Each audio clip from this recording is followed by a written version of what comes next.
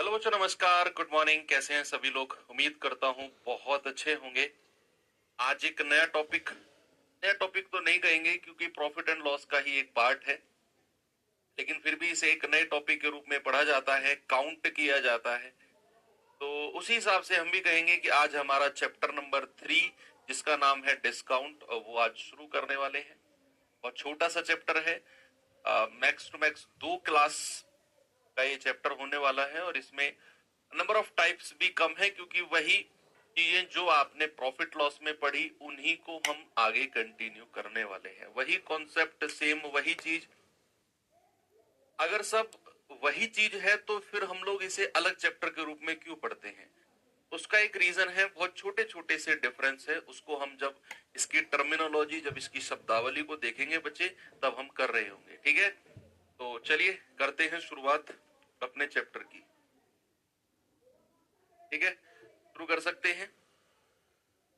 Good morning सभी को। चलिए भाई, टॉपिक का नाम है डिस्काउंट, जिसको बट्टा या छूट भी बोला जाता है।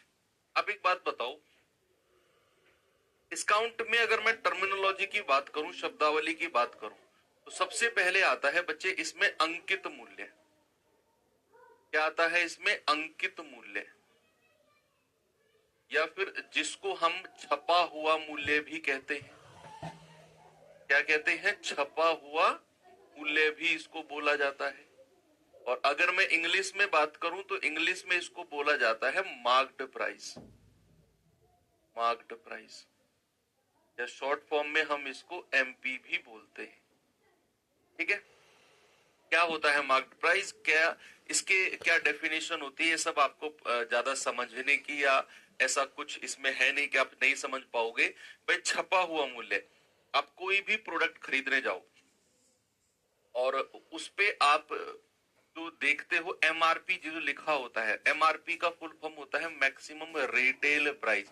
मैक्सिमम रिटेल प्राइस का मतलब भी वही है। तो जो मूल्य, मान लो आप मार्केट गए, आपने कोई जैकेट देखी, अब उस जैकेट पे छपा हुआ मूल्य था 1599, 1599। क्या जो दुकानदार उसे बेच रहा है वो उसे 1599 में खरीद के लाया था? बोलिए, क्या जो दुकानदार बच्चे उसे बेच रहा है वो उसे 1599 में खरीद के लाया था? आप कहेंगे नहीं सर, वो तो किसी और मूल्य में खरीद के लाया होगा। ये तो वो मूल्य है जो उसने ग्राहक को दिखाने के लिए लिखा हुआ है, एमआरपी। अब जो ग्राहक होगा, अगर वो डिस्काउंट मांगेगा तो वो कौन से मूल्य पे डिस्काउंट मांगेगा? जिस मूल्य पर दुकानदार खरीद के लाया था, क्या डिस्काउंट उस मूल्य पर दिया जाएगा, या जो मूल्य उसके ऊपर छपा हुआ है? भाई, आप 10%, 20% का जो डिस्काउंट लेते हो किसी भी प्रोडक्ट पे, किसी शूज पे, किसी जैकेट पे, किसी भी चीज जो आप मार्केट से खरीद रहे हो, अगर आप उस पे डिस्काउंट, बट्टा छूट ले रहे हो, तो आप बच्चे उसी मूल्य पर ही तो ले रहे हो जो उस पे छपा हुआ है। बिल्कुल सही बात है ना? तो याद रखना, डिस्काउंट जो मिलता है वो अंकित मूल्य पर मिलता है, ना कि क्रय मूल्य पर। तो सेकंड टर्मिनोलॉजी इसमें आती है मेरे भाई, डिस्काउंट, जिसको हम छूट भी कहते हैं, जिसको हम बट्टा भी कहते हैं, और इंग्लिश में इसको डिस्काउंट या फिर रीबेट भी बोला जाता है। रीबेट भी बोला जाता है। शॉर्ट फॉर्म में हम इसको डी से डिनोट करेंगे।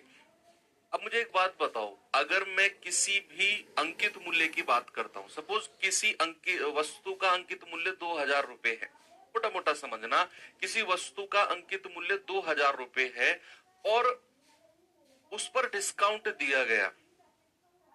कोई दुकानदार है भैया, वो 2000 रुपए अंकित मूल्य रखता है और वो उस पर डिस्काउंट देता है, तो क्या वो 2000 से ज्यादा में बेचेगा? बोलिए, क्या वो उसे 2000 से ज्यादा में बेचेगा? आप कहेंगे नहीं सर, वो तो उसे 2000 से कम में बेचेगा। यानी कि अगर मैं दुकानदार के पर्सपेक्टिव से कहूं, दुकानदार के नजरिए से कहूं, तो अगर डिस्काउंट दिया गया ना, तो बेचने वाला मूल्य कम होगा, सेलिंग प्राइस कम होगा, अंकित मूल्य ज्यादा होगा। तो यहां पर याद रखना, डिस्काउंट के केस में जो आपका अंकित मूल्य होता है बच्चे, मार्क्ड प्राइस जो होता है वो ज्यादा होता है, और जो सेलिंग प्राइस होता है, विक्रय मूल्य जो होता है वो कम होता है। तो यहां पर अगर मैं आपसे कहूं कि जरा मुझे डिस्काउंट की फॉर्मूला बताना, तो आपने तो पढ़ा है सर, ज्यादा में से कम को माइनस कर दो। तो ज्यादा में से कम को माइनस करेंगे तो बच्चा अंकित मूल्य मार्क प्राइस माइनस का सेलिंग प्राइस यानी कि विक्रय मूल्य। तीसरी बात, अगर मैं आपको यहां से पूछूं कि मुझे डिस्काउंट परसेंट बता दो, क्या बता दो बच्चे, मुझे डिस्काउंट परसेंट बता दो, क्या होगा? तो ऑलवेज रिमेंबर कि जब भी आप डिस्काउंट परसेंट की बात कर रहे हो ना, देखो जब आप प्रॉफिट परसेंट और लॉस परसेंट की बात कर रहे थे तो हमेशा क्रय मूल्य पर मिलता था, यानी कि कितना प्रॉफिट हुआ बटे क्रय मूल्य मल्टीप्लाई बाई 100, कितना लॉस हुआ बटे कॉस्ट प्राइस मल्टीप्लाई बाई 100। लेकिन जब आप डिस्काउंट परसेंट की बात करोगे ना, तो बच्चे वो हमेशा अंकित मूल्य पर मिलता है कि नहीं? तो डिस्काउंट परसेंट क्या हो जाएगा, कितना डिस्काउंट हुआ बटे अंकित मूल्य मल्टीप्लाई बाई 100। यही छोटे छोटे रीजन है जिनकी वजह से ये चैप्टर को अलग कैटेगरी में रखा गया है, क्योंकि प्रॉफिट लॉस क्रय मूल्य पर होते थे, डिस्काउंट अंकित मूल्य पर होता है। प्रॉफिट लॉस के केस में हम लोग 100% क्या मान के चलते थे, बोलिए? जब भी मैं प्रॉफिट लॉस की बात कर रहा था तो वहां पर 100% की वैल्यू क्या मान रहे थे हम?